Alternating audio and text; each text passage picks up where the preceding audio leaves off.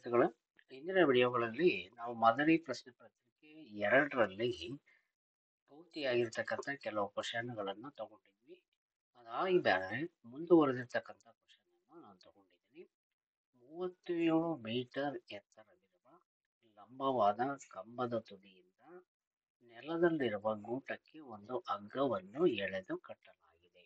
ಇದು ಎಎಂ ಅಂತಕ್ಕಂಥದ್ದು ಏನಿದೆಯೋ ಈ ಎಎಂ ಅಂತಕ್ಕಂಥ ಕಂಬ 37 ಮೀಟರ್ ಇರ್ತಕ್ಕಂಥದ್ದು. ಹಾಗೆಯೇ ಇಲ್ಲಿ ನೆಕ್ಸ್ಟ್ ಅದೇ ಕಂಬಕ್ಕೆ ಅದರ ವಿರುದ್ಧ ದಿಕ್ಕಿನಲ್ಲಿ ಕಂಬದ ತುದಿಯಿಂದ ಸ್ವಲ್ಪ ಕೆಳಗೆ ಮತ್ತೊಂದು ಹಗ್ಗವನ್ನು ನೆಲದಲ್ಲಿರುವ ಗೂಟಕ್ಕೆ ಕಟ್ಟಲಾಗಿದೆ ಅಂತ ಕೊಟ್ಟಿದ್ದೇನೆ. ಇಲ್ಲಿ ಎಪಿ ಅಂತಕ್ಕಂಥದ್ದು ಒಂದು ಕಂಬ, ಇದನ್ನ ನಾವು ಎಕ್ಸ್ ಅಂತ ಇಟ್ಕೊಳ್ಳೋಣ. ಹಾಗೆಯೇ ಅದರ ವಿರುದ್ಧ ದಿಕ್ಕಿನಲ್ಲಿ ಬಿ ಕ್ಯೂ ಅಂತಕ್ಕಂಥದ್ದು ಎರಡನೇ ಕಂಬ, ಇದನ್ನ ಅದೇ ಕಂಬಕ್ಕೆ ಅದರ ವಿರುದ್ಧ ದಿಕ್ಕಿನಲ್ಲಿ ಕಂಬದಿಂದ ಸ್ವಲ್ಪ ಕೆಳಗೆ ಬಿ ಬಿಂದುವಿನಲ್ಲಿ ಮತ್ತೊಂದು ಹಗ್ಗವನ್ನು ನೆಲದಲ್ಲಿರುವ ಗೂಟಕ್ಕೆ ಕಟ್ಟಲಾಗಿದೆ. ಹಾಗೆಯೇ ನೆಕ್ಸ್ಟ್ ಎರಡು ಹಗ್ಗಗಳ ಉದ್ದಗಳ ವ್ಯತ್ಯಾಸ, ಇದೊಂದು ಹಗ್ಗ ಇದೆ, ಬಿ ಕ್ಯೂ ಅಂತಕ್ಕಂಥದ್ದು ಒಂದು ಹಗ್ಗ ಇದೆ. ಇದನ್ನ ಎಪ್ಲಿ ಒಂದು ಹಗ್ಗ, ಮೊದಲನೇ ಹಗ್ಗ ಅಂತ ಇಟ್ಕೊಂಡ್ಬೇಡ, ಇದನ್ನ ಸ್ವಲ್ಪ ಚೇಂಜ್ ಮಾಡ್ಕೊಳ್ತೀನಿ ನಾನು.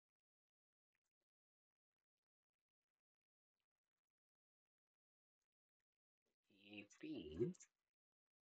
ಮೊದಲನೇ ಹಗ್ಗ, ಇದನ್ನ ಎಕ್ಸ್ ಅಂತ ಇಟ್ಕೊಳ್ಳೋಣ. ಇದು ಎರಡನೇ ಹಗ್ಗ ಅಂತ ತಗೋಣ.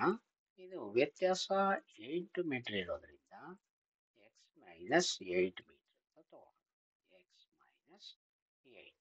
ಹಾಗೆಯೇ ಇದಿರ್ತಕ್ಕಂಥದ್ದು 37 ಮೀಟರ್ ಇರತಕ್ಕಂಥದ್ದು. ಎರಡೂ ಹಗ್ಗಗಳು ಚಿತ್ರದಲ್ಲಿರುವಂತೆ 30 ಡಿಗ್ರಿ ಕೋನವನ್ನ ಉಂಟು ಮಾಡಿವೆ. ಹಾಗಾದರೆ ಎರಡೂ ಹಗ್ಗಗಳ ಉದ್ದಗಳನ್ನು ಕಂಡುಹಿಡಿಯಿರಿ. ಅಂದ್ರೆ ಎಪಿ ಬೆಲೆ ಎಷ್ಟು? AP is equal to X ಅಂತ ಬರ್ಕೊಂಡಿದೀವಿ, ಇದರದ ಉದ್ದ ಎಷ್ಟು? ಹಾಗೇನೆ B Q is equal to X minus 8 ಅಂತ ತಗೊಂಡಿದೀವಿ, ಇದರ ಉದ್ದ ಎಷ್ಟು? ಹಾಗೂ ಚಿಕ್ಕದಾದ ಹಗ್ಗವನ್ನು ನೆಲದಿಂದ ಎಷ್ಟು ಎತ್ತರದಲ್ಲಿ, ಅಂದ್ರೆ ಬಿ ಎಂ, ಈ ಬಿ ಎಂ ನ ಎತ್ತರ ಎಷ್ಟು ಅಂತ ಕೇಳಿದ್ದಾನೆ. ಈಗ ಒಂದೊಂದನ್ನೇ ತಗೊಳ್ಳೋಣ. ಎ ಎಂ ಪಿ ತ್ರಿಭುಜ, ಇದನ್ನು ತಗೊಳ್ಳೋದಾದ್ರೆ ತ್ರಿಭುಜ ಎ ಎಂ ಪಿ ನಲ್ಲಿ angle P is equal to 30 degree, angle M is equal to 90 degree. ಯಾಕೆಂದ್ರೆ ಈ ಕಡೆನೂ ಕೂಡ ನಮಗೆ 90 ಡಿಗ್ರಿನೇ ಸಿಗುತ್ತೆ. ಇಲ್ಲಿ ನಮಗೆ ವಿಕರ್ಣ, ಇದನ್ನು ನಾವು ಪಿ ಕೋನವನ್ನ ಪಾದಕೋನವನ್ನ ತಗೊಂಡಾಗ ಇದು ಪಾರ್ಶ್ವಬಾಹು, ಇದು ಅಭಿಮುಖ ಬಾಹು, ಹಾಗೆಯೇ ಇದು ವಿಕರ್ಣ. ನಮಗೆ ಬೇಕಾಗಿರೋದು ವಿಕರ್ಣದ ಉದ್ದ ಅಂದಮೇಲೆ ವಿಕರ್ಣ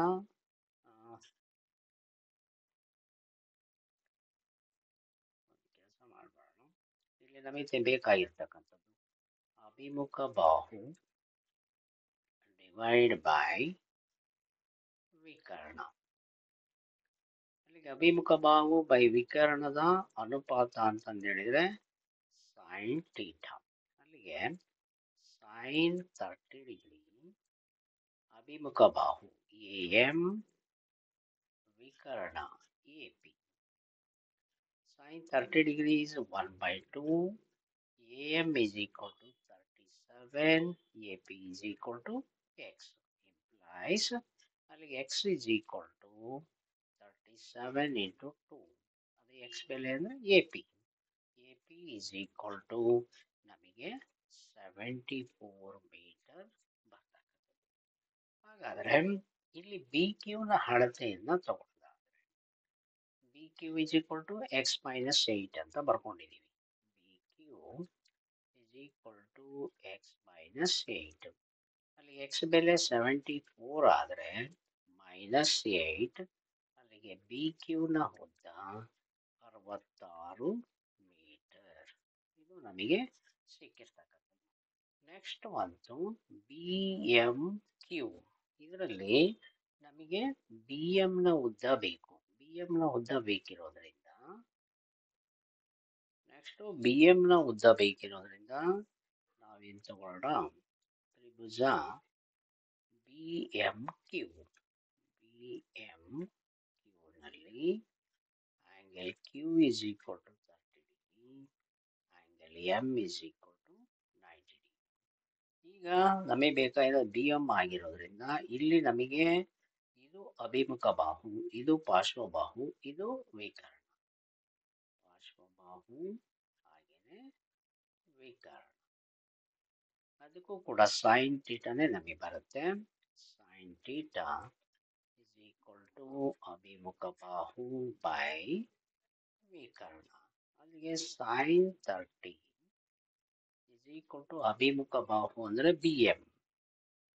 ಹಾಗೇನೆ ವಿಕರ್ಣದ ಅಳತೆ ನಮಗೆ ಈಗ ತಾನೇ ಸಿಕ್ಕಿದೆ, ಯಾವುದು ಪಿ ಕ್ಯೂ, ಅದು 66.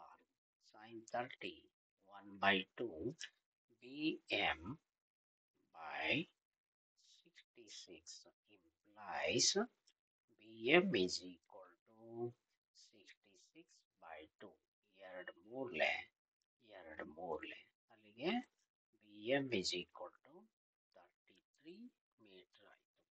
ಅಂದರೆ ಅಲ್ಲಿಗೆ ಎರಡು ಹಗ್ಗಗಳ ಉದ್ದಗಳನ್ನು ತಗೊಳ್ಳೋದಾದ್ರೆ ಎರಡು ಹಗ್ಗಗಳ ಉದ್ದಗಳು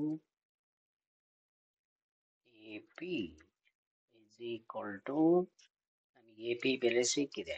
AP ಬೆಲೆಯನ್ನು ನಾವು ತಗೊಂಡ್ರೆ 74 ಮೀಟರ್. ಇನ್ನೊಂದು BQ ಬೆಲೆ is equal to 66 ಮೀಟರ್. ಇನ್ನೊಂದು ನೆಲದಿಂದ ಎತ್ತರ ಇರ್ತಕ್ಕಂಥ ಕಂಬದ ತುದಿ 33 ಮೀಟರ್. ಇದಿಷ್ಟು ಈ ಲೆಕ್ಕದಲ್ಲಿ ನಾವು ತಗೊಂಡಿರ್ತಕ್ಕಂಥದ್ದು. ನೆಕ್ಸ್ಟ್ ಬಂತು ಲಾಸ್ಟ್ ಕ್ವಶನ್ ಇದು. ಇದರಲ್ಲಿ ಒಂದು ಸರ್ಕಸ್ ಕಂಪನಿಯ ಟೆಂಟ್ ಅನ್ನು ಸಿಲಿಂಡರ್ ಆಕಾರದ ಮೇಲೆ ಶಂಕುವಿನ ಆಕಾಶವಿರುವಂತೆ ಇಲ್ಲಿ ಕೊಟ್ಟಿದ್ದಾನೆ. ಕ್ಯಾನ್ವಾಸ್ ಬಟ್ಟೆಯಿಂದ ನಿರ್ಮಿಸಲಾಗಿದೆ. ಸಿಲಿಂಡರ್ ಆಕಾರದ ಎತ್ತರ 9 ಮೀಟರ್.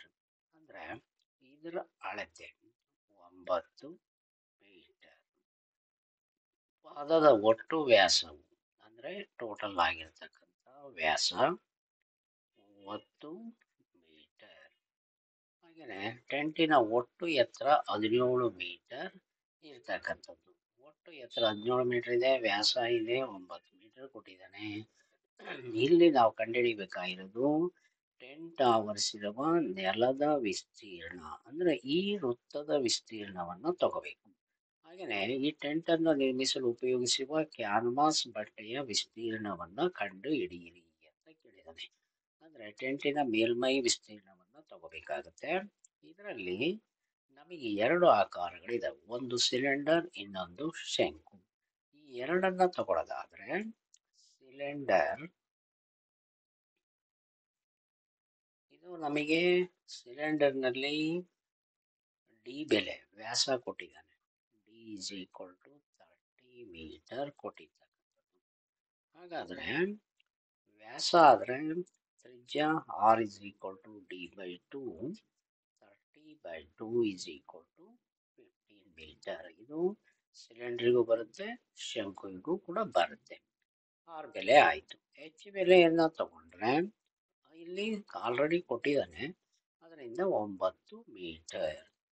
ನೆಕ್ಸ್ಟ್ ಬಂತು ಇದರ ವಿಸ್ತೀರ್ಣದ ಸೂತ್ರವನ್ನ ತಗೊಂಡ್ರೆ 2πr h a is equal to. Next ಬಂತು ಶಂಕು. ಈ ಶಂಕುವನ್ನ ತಗೊಂಡ್ರೆ ಶಂಕುವಿನಲ್ಲಿ ನಮಗೆ ಇರ್ತಕ್ಕಂಥದ್ದು ಶಂಕುವಿನಲ್ಲಿ ಪೈ ಆರ್ ಎಲ್. ಎಲ್ಲಿನ ಅಳತೆಯನ್ನ ಇಲ್ಲಿ ಕೊಟ್ಟಿಲ್ಲ ಅವನು. ಅಂದ್ರೆ ಇದು ನೇರವಾಗಿರ್ತಕ್ಕಂಥ ಎತ್ತರ, ಇದು ಎಲ್, ಇದು ಎಚ್, ಇದು ಆರ್. ಎಲ್ಲನ್ನ ಕಂಡುಹಿಡಿಯೋದಕ್ಕೆ ನಮಗೆ ಒಂದು ಸೂತ್ರ ಇದೆ, L square is equal to H square plus R square. ಹಾಗಾಗಿ ಎಚ್ ಸ್ಕ್ವೇರ್ ಅಂತಂತ ಹೇಳಿದ್ರೆ ಟೋಟಲ್ ಆಗಿರ್ತಕ್ಕಂಥ ಉದ್ದ 17 ಇದೆ. ಹಾಗಾದ್ರೆ ಶಂಕುವಿನ ಉದ್ದವನ್ನ ತಗೊಂಡ್ರೆ ಇಲ್ಲಿ ಸಿಲಿಂಡರ್ ಇದೆ, ಅಲ್ಲಿಗೆ ನಮಗೆ ಎಲ್ ಇಸ್ ಈಕ್ವಲ್ ಟು ಅಂದರೆ H is equal to 17 minus 9 is equal to 8 metre ಆಯಿತು. 8 ಸ್ಕ್ವಯರ್ ಆರ್ ಸ್ಕ್ವಯರ್ ಇನ್ನೇನು ಗೊತ್ತಿದೆ, 15 square is equal to 8 64, 15 into 15 ಅಂದರೆ 225. ಎರಡನ್ನು ಸೇರಿಸಿದರೆ 289 ಆಯಿತು. L is equal to square root of 289, L is equal to 17 metre. ಅಲ್ಲಿಗೆ ಎಲ್ಲ ಬೆಲೆಗಳು ಕೂಡ ನಮಗೆ ಸಿಕ್ಕು. ಫಸ್ಟ್ ಬಂತು 10 ಟವರ್ಸ್ ಇರುವ ನೆಲದ ವಿಸ್ತೀರ್ಣವನ್ನು ತಗೊಳ್ಳೋಣ. ಈ ನೆಲದ ವಿಸ್ತೀರ್ಣ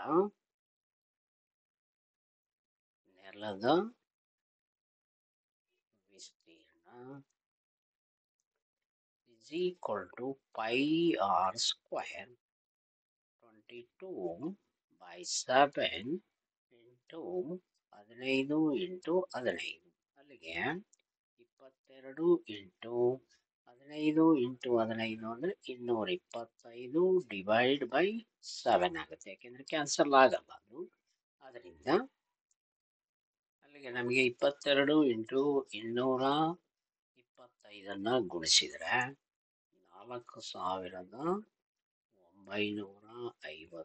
ಡಿವೈಡೆಡ್ ಬೈ 7.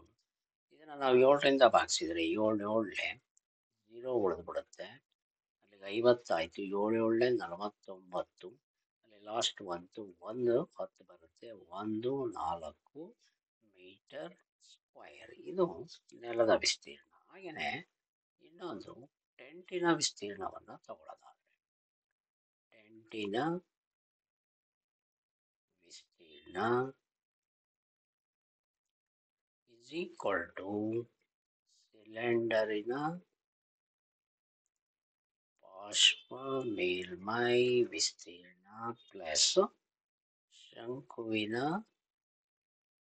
ಬಾಷ್ಪ ಮೇಲ್ಮೈ ವಿಸ್ತೀರ್ಣ is equal to ಸಿಲಿಂಡರ್ ಎಂದು ನಮಗೆ 2 pi r h, ಇದು pi r l.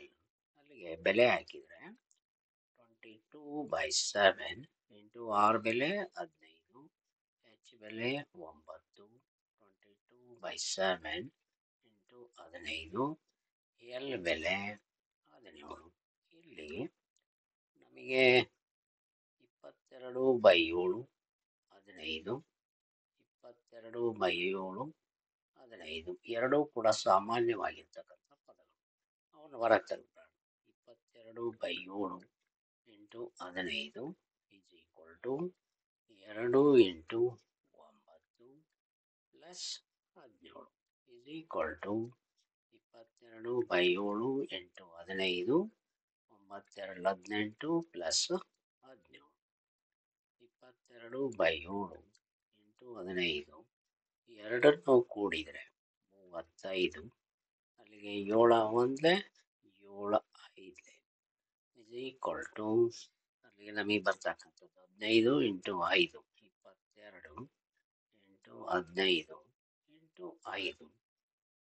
ಅಲ್ಲಿಗೆ ಗುಣಿಸ್ಕೊಂಡ್ರೆ 15 5 75, 5 5 25, 2 ದಶಕ 75, 22 into 75 10 7 14 1 15 0 5 1 0 5 6 1 is equal to 1650 metre square.